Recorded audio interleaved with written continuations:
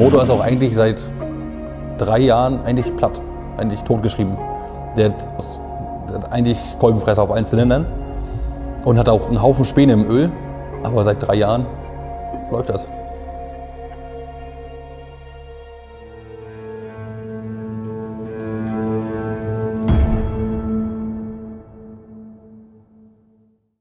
Mein Name ist Balthasar Albrecht. Ich wohne in der Nähe von Neubrandenburg und das ist mein Honda Civic EG.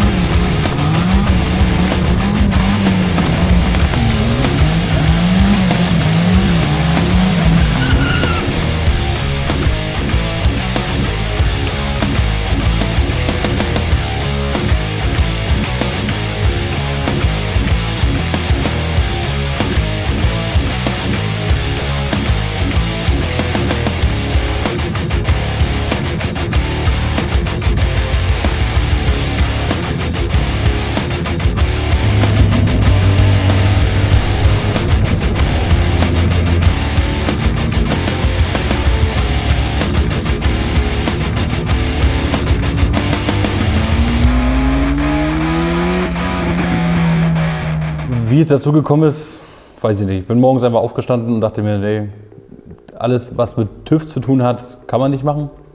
Also ist zwar cool, ja, aber ist mit enormem Aufwand verbunden. Und dann dachte ich einfach, ja, ich kaufe mir einen Trailer und baue den Civic so um.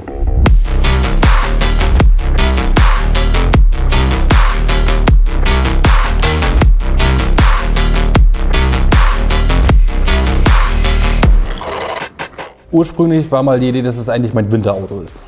Ich habe mir den günstig gekauft, war eine Automatik, war auch schon umgebaut auf einen 6er. Da dachte ich, ja gut, kann man ja als Winterauto gut fahren. War auch nicht gerade so eine Spritschleuder.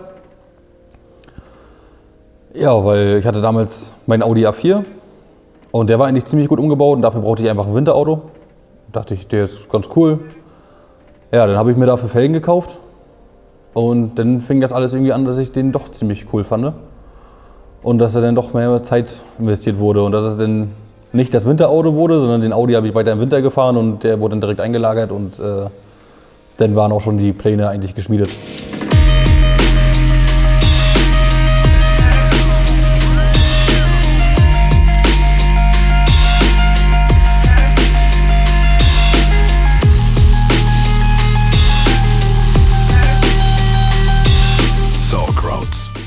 The authentic streetwear brand for petrolheads.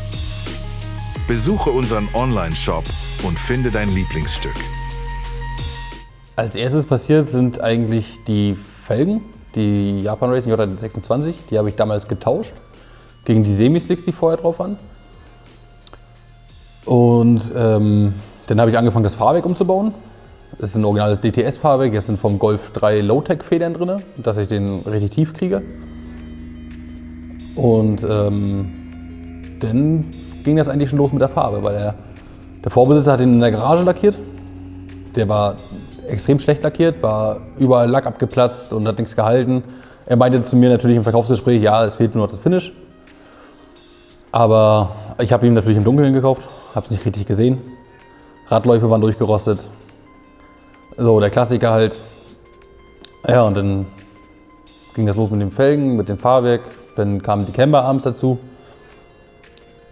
Und dann ja, bin ich eine ganze Zeit lang damit so rumgefahren. Die Camber-Arms habe ich auch nochmal umgebaut. Ich habe die hinteren Camber-Arms gekürzt. Die vorderen Camberarms kann man nicht wirklich kürzen, nicht umbauen. Da habe ich die Achsschenkel auseinandergeschnitten. Einfach auf blauen Dunst auseinandergeschnitten. 3 cm die Achsschenkel, habe ich was rausgenommen. Habe mir dann selber irgendwie Gussschweißen beigebracht, was ja eigentlich eine Sache der Unmöglichkeit ist, oder man wirklich Erfahrung dafür braucht. Ich habe mir etliche YouTube-Videos angeguckt, wie man das machen muss. Und habe mich dann einfach tagelang hier rangesetzt und habe meine Achsschenkel gekürzt und umgebaut. Dass ich vorne halt auch dementsprechend Stoß fahre wie hinten.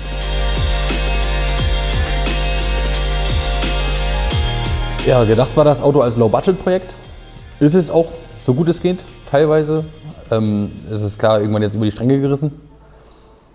Aber die ganzen Komponenten, die ich habe, das ist alles, jetzt der Turbolader ist ein China-Lader, der kostet 100 € bei eBay. So die Fußmatten, das Lenkrad, das habe ich alles von Temu bestellt, der Benzindruckregler, das ist alles ziemlich günstig gewesen. Aber irgendwie, wenn man jetzt im Gesamten mal über nachdenkt, jetzt über die letzten 3 Jahre, ist das doch ganz schön viel Geld geworden.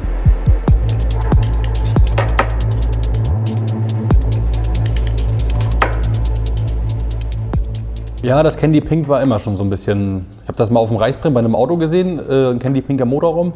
Und dachte ich, das ist so geil. War zwar auf einer anderen Farbe, das Auto hatte eine andere Farbe, aber ich fand das Candy Pink so cool, dass ich mir dann dachte, das muss ich irgendwie auch haben. Und dann mit dem Schwarz dazu, das passt einfach.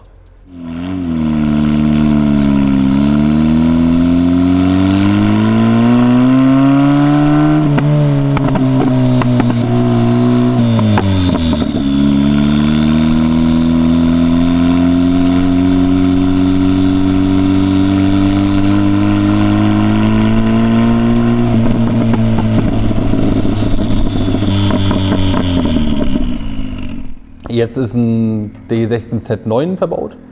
Den Motor habe ich damals mal günstig geschossen, direkt mit Turbolader-Kit. Aber im Endeffekt, was heißt günstig? Ich habe dafür, glaube ich, 2.500 bezahlt und die Komponenten, die verbaut sind, kosten nicht mal annähernd das Geld. War eine Honda-Szene neu, hatte nicht wirklich die Ahnung von Honda. Habe das dann gekauft, eingebaut und dann mich nach und nach schlau gemacht. Ja, der Turbolader ist nur ein China-Lader. Eagle Drexler-Pleuel verbaut, Vitara Turbokolben, eine andere Ölpumpe. Das sind Komponenten, die kosten nicht mal 1.000 €. Und ja, dann ist er Ewigkeiten nicht gelaufen. Musste dann mir auch mal Hilfe suchen von einem Bekannten, dem ich dann auch mal so ein bisschen, wie soll ich sagen, in den Arm genommen hat und mir mal alles erklärt hat, so in der Honda-Szene, weil ich vorher immer nur Audi hatte.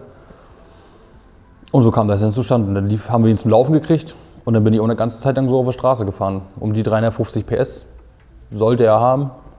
Ist er auch. Also ich habe damit wirklich vieles verjagt.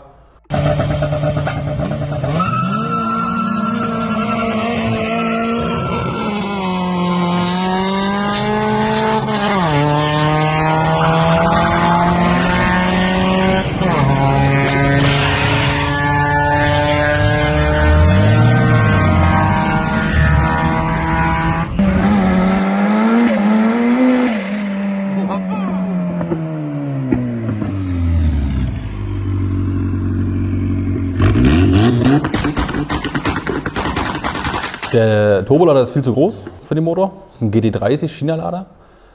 Und es ist halt nur ein kleiner 1.6er. Das heißt, in den ersten 2 Gängen habe ich so gut wie gar keinen Ladedruck und im 3. Gang geht es dann erst richtig nach vorne. Und im 3. Gang marschiert das dann auch.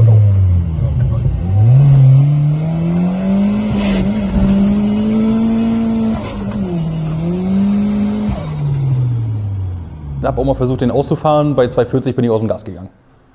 Und das war im 4. Gang. Dann nochmal am 5. gehabt, aber in so einer Cola-Dose will man das auch eigentlich gar nicht.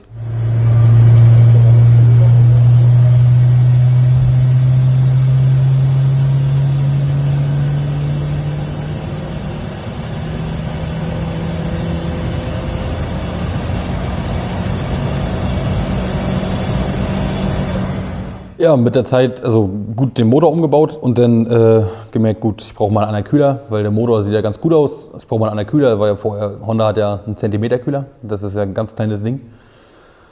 Da habe ich mir bei eBay einen Alu-Kühler bestellt. Dann kam noch der Ölkühler dazu, auch bei eBay. Halt nur günstiges Zeug, weil ich hatte damals, gut, ich war zwar ausgelernter Kfz-Mechatroniker, aber in der Werkstatt verdient man halt nicht viel, in so einer freien Werkstatt. Muss ja auch alles irgendwie bezahlbar sein. Alles nur günstig gekauft und das läuft seit 3 Jahren. Der Turbolader hält seit 3 Jahren, der kriegt nur Hass. Das Auto fährt vom Trailer mittlerweile, da wird nur gelauncht und wird wieder auf den Trailer raufgefahren. Der Turbolader, gut, mittlerweile ein bisschen in die Zeit gekommen.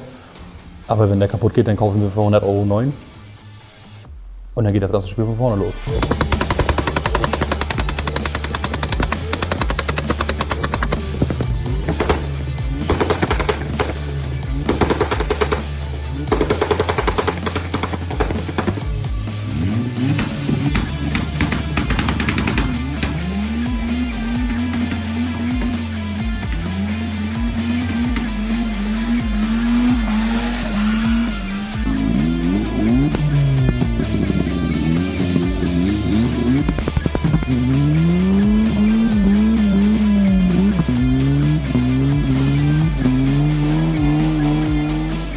Der Motor ist auch eigentlich seit 3 Jahren eigentlich platt, eigentlich totgeschrieben.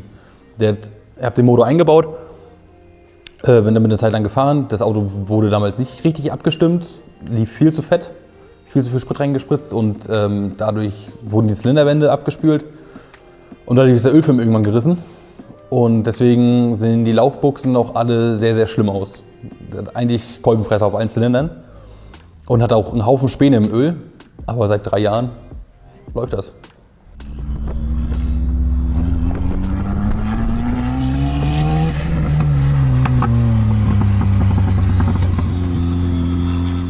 Ich habe ja, wo ich den auf Turbo umgebaut habe, sind wir direkt zu einem Treffen gefahren. 3 Tage danach, direkt auf Achse, 300 Kilometer hin. Habe da meine ganze Abgasanlage zerstört. Die ist einmal komplett rotglühend gewesen. Ich habe den Endschalldämpfer komplett leer geschossen und den Mittelschalldämpfer komplett leer geschossen.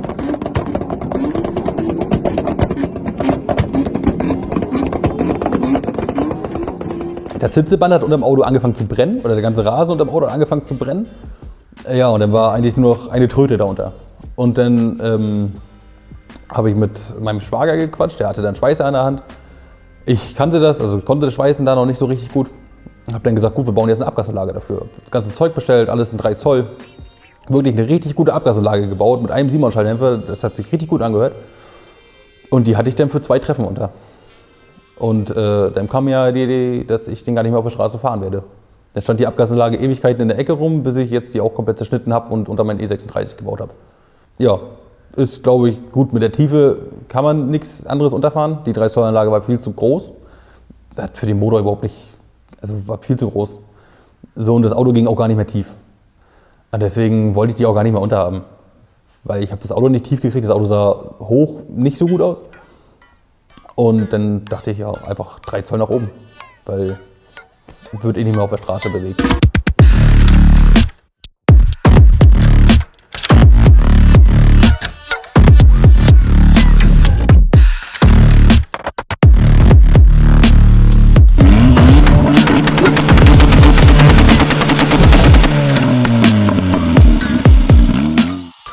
Der Innenraum war eigentlich bis vor kurzem noch komplett nackig. War eigentlich nur die Sitze drin, das sind vom Nachfolgermodell die Sitze. Die waren aber auch schon vorher, als ich den gekauft habe, waren die schon verbaut. Mir ist, als ich mit dem noch auf der Straße gefahren bin, ist mir der Wärmetauscher geplatzt. Und ich habe mich immer gefragt, warum mein Kühlwasser immer weg ist. Dann bin ich nach Hause gefahren, Temperaturanzeige hochgesprungen und ja, ganzer Innenraum nass gewesen. Da habe ich den Teppich rausgerissen und der war jetzt auch 2 Jahre lang draußen. Das war wirklich eigentlich nur Sitze und Blech. Und jetzt habe ich mir Urlaub genommen, jetzt die 2 Wochen habe ich den ganzen Innenraum wieder zusammengebaut. Den Teppich schwarz einlackiert, gut, es sieht nicht gut aus, es ist nicht perfekt, aber es liegt am ganzen Auto. Das ganze Auto ist nicht perfekt. Es ist halt einfach, es ist ein Hingucker und halt ein 5 Meter Auto.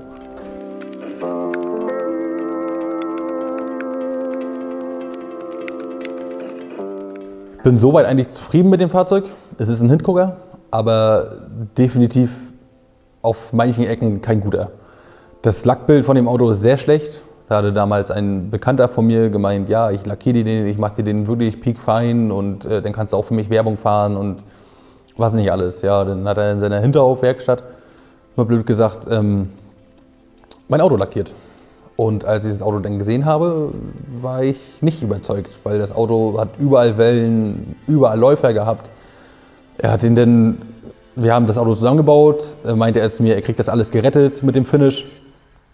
das Auto hatte Überläufer. Und wenn man genau hinguckt, sieht man die Läufer auch überall, weil das kriegt man nicht raus. Das ist wirklich, weil er hatte Uni-Schwarz und einen Klarlack drüber. Und der ganze Klarlack ist am ganzen Auto zerlaufen. So, und dementsprechend wird das irgendwann nochmal eine große Investition sein, das Auto lackbildmäßig nochmal herzurichten. Jetzt im Winter will ich mir Drehen selber beibringen. Ich kaufe mir jetzt eine Drehmaschine von unserem Vermieter. Die stelle ich mir in die Halle und dann will ich meine Felgen selber umbauen.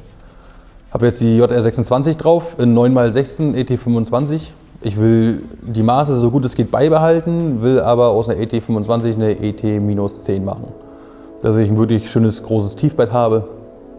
Also dementsprechend einmal die Felgen runterdrehen und wieder selber Betten bauen oder bauen lassen. Gut, der Kofferraum wird wahrscheinlich nochmal irgendwann auch ein Candy Pink kommen. Mein bester Kumpel meinte zu mir, das wäre richtig cool, wenn man die ganzen Einstiege auch in eine Motorraumfarbe machen würde.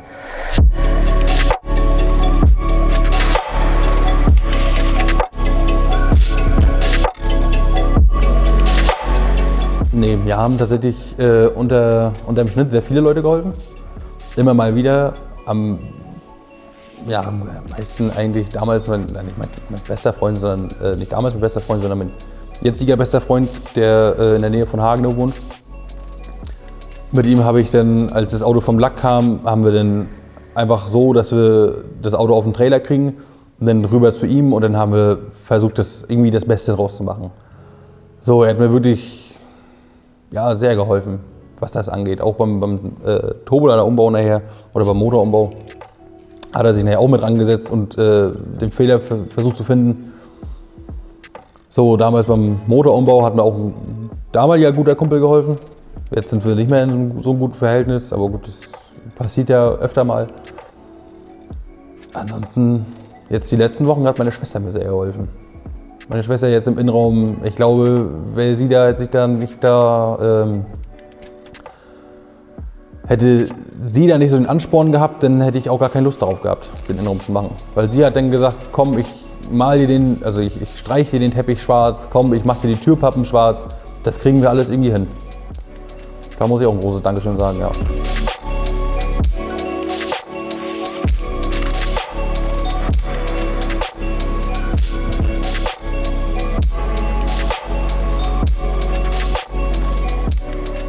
Vielen Dank fürs Zuschauen. Falls euch das Video gefallen hat und auch das Projekt gefallen hat, dann lasst gerne ein Like da, abonniert den Kanal. Ihr könnt auch gerne kommentieren und ich beantworte euch gerne die Fragen, die ihr zu dem Auto habt. Ansonsten wünsche ich euch eine schöne Restwoche.